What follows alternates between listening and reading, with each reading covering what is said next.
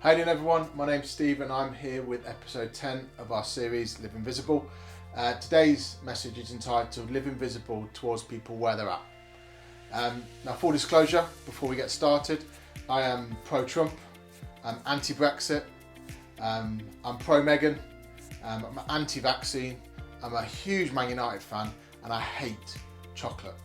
Now, if you're cool with all that kind of stuff, then we'll dive right in and we'll get on with the rest of today's message.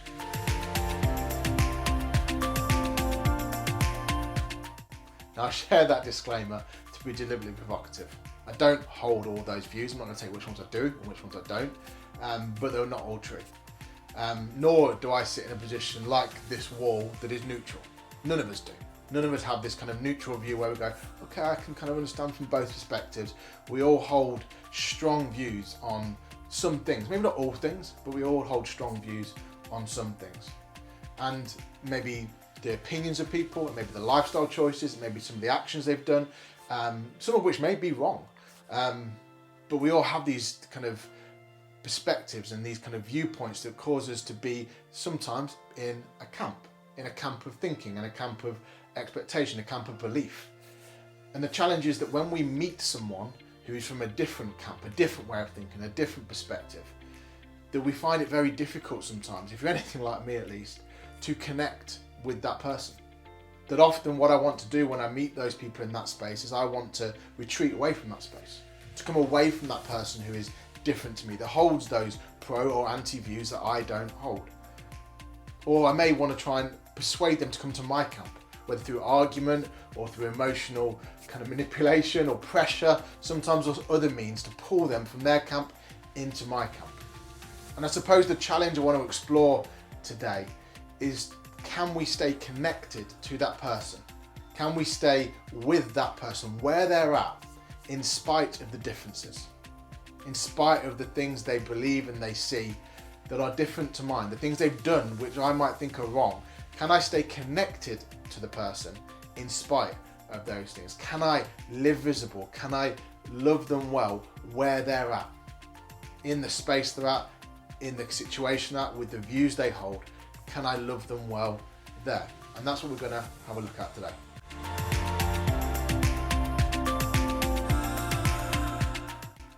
I think one of the things that perhaps could help us understand this and all of us to kind of engage with this is to think of it almost like having camps.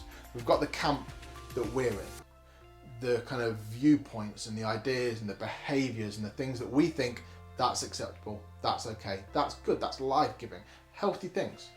And then we've got the camp over here, which is the other person. The person who perhaps thinks things that we don't think and believes things that we don't believe and does things that we wouldn't do or actually we think are wrong. And some of them may be wrong in the same way that some of the things here might be wrong too. But I think you've got this space in between, haven't you? Where people are in these little mini camps in between. And actually the closer to my camp someone is, probably the easier it is for me to connect with them. I might not see eye to eye, I might not kind of believe everything they believe or do everything they would do, but I can connect with them because I can find their sense of commonality somewhere in that. But as I get further away from my camp, it becomes more difficult. And I suddenly end up encountering people who have done things that I would never do, that I think are wrong, or hold views that I would never hold, and behave in ways that I would never behave. And actually that becomes very difficult. And we kind of, I suppose, see this in the life of Jesus, that Jesus actually engaged with everybody along that spectrum. That there was the people who perhaps are just in the wrong place at the wrong time, beaten up by the system, beaten up by life, that again, we might not have made the decisions they made or been involved in what they were involved in, but we feel sympathy for them. So we have the woman caught in adultery, we feel sympathy that she was just caught up in the system of what she was doing perhaps. And therefore we can connect there and recognise her value is beyond just the mistakes and the decisions she's made. Or maybe it's Jairus' daughter. Again, we understand like that she needs help, and therefore we'll meet her where she's at. Nothing wrong. And we keep moving along this thing, and then maybe we get to those who are excluded and just not part of our group, but actually we recognise perhaps that's not their fault, and they've just been excluded by life or by things that have happened, or by systems or by culture or whatever it may be. And maybe the Canaanite woman who Jesus goes out of his way to connect with, that Jesus breaks down the idea that she's excluded from the kind of the goodness of God by mocking the kind of idea that she would be a dog or not welcome into that space. Or maybe the woman the woman at the well, who has been in multiple relationships, has kind of got multiple husbands, and is a woman in Samaria that Jesus should not be engaging with, and yet he connects with her in that space. And we might be okay with some of that. Yeah, okay, that's fine. We can deal with that.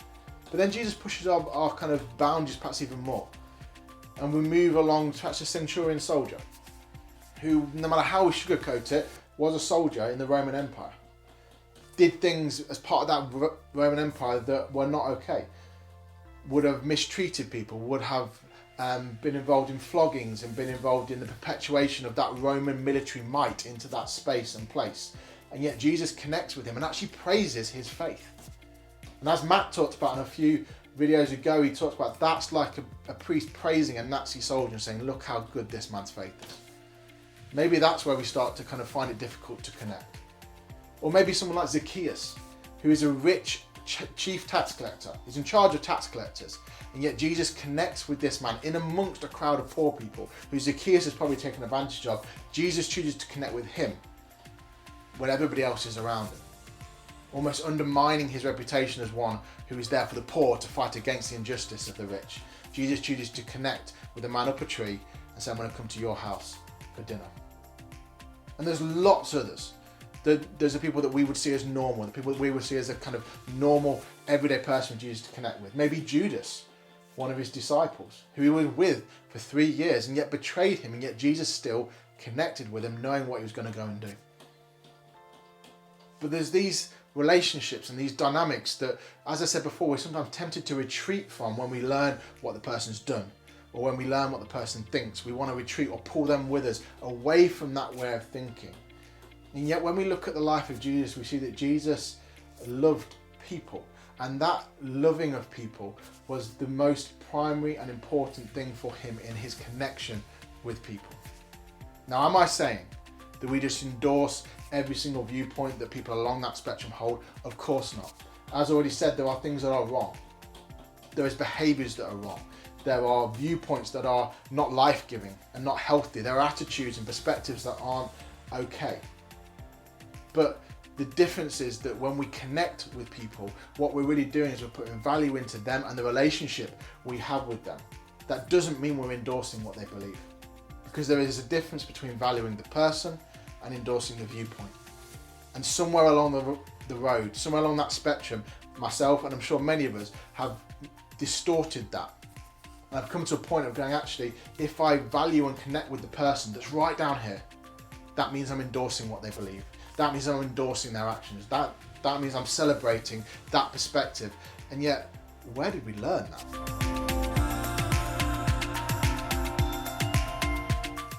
And in actual fact, we see that Jesus' connection with these people is what brings them freedom, or at least the beginning of their journey to freedom.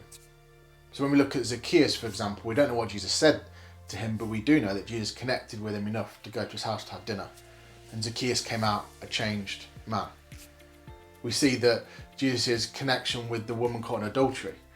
When others wanted to stone her and keep their distance from her because she was not okay, Jesus' connection with her in the dirt enabled and empowered her to live a different life after that. That we see the woman who was unclean, that others did not literally want to connect with because she was unclean. She should have stayed away. We see that Jesus' connection, or her connection with Jesus, brought freedom to her and her inclusion back into society. So we have this situation where Jesus' connection with these people, his valuing of them, was actually what started a journey to freedom for them, started a change in their life. And therefore, perhaps we arrive at a point, don't we, where we go, okay, yeah, I can connect with these people because it will enable them to change. Enable them to change, to think things the way I think. That actually my connection with that camp will bring that camp over to my camp. And maybe on some things that will happen. Because like we said, there are some things that are not life-giving in that camp. Just like there are some things that probably aren't life-giving in my camp either. But what do we do when there's no change? Do we break disconnection then? Can we kind of sever the relationships? Actually, this isn't working, you're not changing, and therefore I'm going to just come back to my camp. And I think we all kind of know that that's probably not the way that Jesus loved, and not the way that Jesus lived. That we probably see his unconditional love for people, his unconditional valuing of people, maintain his connection. Maintain his connection with one of his disciples in Judas, who would betray him. Maintain his connection with Peter, despite the fact that Peter denied him 3 times. That when there wasn't that immediate change, when there wasn't a change, Jesus remained connected. That he remains connected to us in spite of our mistakes and misdeeds. Does he endorse everything we do? Did he endorse what Judas and what Peter did? Not at all. Did he endorse the rich and ruler's decision to say, no, I'm not going to follow you, Jesus, I'm going to stay with my wealth instead? Of course he didn't. We see that tangibly in his discussion with the disciples afterwards. But he's still connected. And he was still there for a connection should the rich and ruler come back again. And that's the challenge, isn't it? The challenge to love and value people unconditionally. That doesn't mean we're endorsing the behaviours and the attitudes and the things that need to be addressed. And I think to live that kind of lifestyle, to live this way where we can connect with people in a relational way without endorsing, to be willing to sit with and listen and engage with, requires an unbelievable amount of love, but also an unbelievable amount of humility.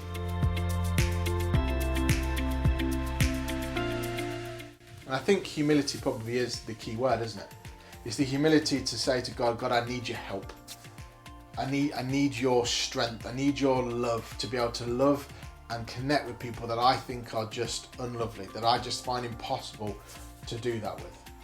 But I also need that humility to be able to listen to people that up until now I felt are wrong, or they've done wrong, or they hold views that are just abhorrent to me and I can't possibly understand how they could view things that way. To have humility to go, okay, I'm willing to open up a conversation with you. Maybe in some cases willing to be changed by what you say to me about the situation, about the viewpoint you hold. The humility is that thing that kind of just puts us in that place of safety and dependence and reliance on God, but also on each other.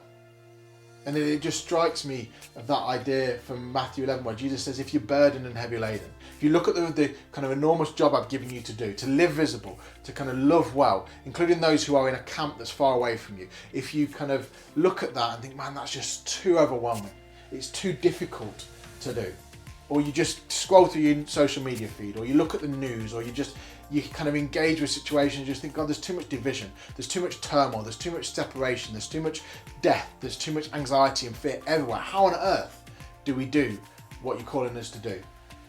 That verse in Matthew 11, that invitation from Jesus in Matthew 11 where it says, come to me if you find yourself in that place. Come to me if you find yourself overwhelmed and burdened and heavy, and I will bring rest for your souls, because you'll be able to learn from me. You'll be able to learn what it is to be gentle, to learn what it is to walk humbly. And in doing so, in that space of walking humbly, we're reminded, aren't we, of that wonderful verse in Micah, where it says that God is asking us to do justice and to love mercy and to walk humbly before our God. That's what he's looking for us to do. And yet in that verse in Micah, we have this very strange dichotomy of doing justice, of bringing justice to those who experience injustice, of challenging the oppression, of challenging the systems that have brought that division and chaos and ruin and all that kind of stuff that may be existing in the camp that's over here somewhere. But at the same time, we're called to love mercy. That in our administration of justice, in our challenge of things we see, in our rant on Facebook, God's also calling us to love mercy and to behave in a merciful way, just like we saw Jesus do when he connected with people that perhaps we would not connect with. Connected with people that had done wrong, died on a cross for those same people. And it has echoes, doesn't it, of that part in Psalm 85 verse 10 where it talks about righteousness or justice and peace coming together. It talks about mercy and truth meeting. And that we often want to separate those elements out. That we want to bring justice where it needs to be brought, and we want to bring mercy to those who've been mistreated. We want to bring peace to these environments. We want to expose the lies that have gone on in those places with the truth. And yet, in Jesus, he embodied all of those things. And as he walked and interacted with people, he brought justice and mercy. He brought peace and truth in the same moments, in the same person, in the same attitude, in the same way of being. And he's calling us to do the same thing. To do justice, to love mercy, and to walk humbly before him. To be a place where mercy and justice, where truth and peace meet. That possibly, just maybe, as we do that, when we meet people where they are, whether they're in our camp or in a camp that's way away from us or somewhere in between, that possibly, as we trust God, as we lean on him, as we walk humbly, just possibly we could stop seeing camps and start seeing people. Because just maybe the place of connection is the place where restoration, the place where forgiveness, the place where justice and mercy all come together and start to restore our earth to look a lot more like heaven.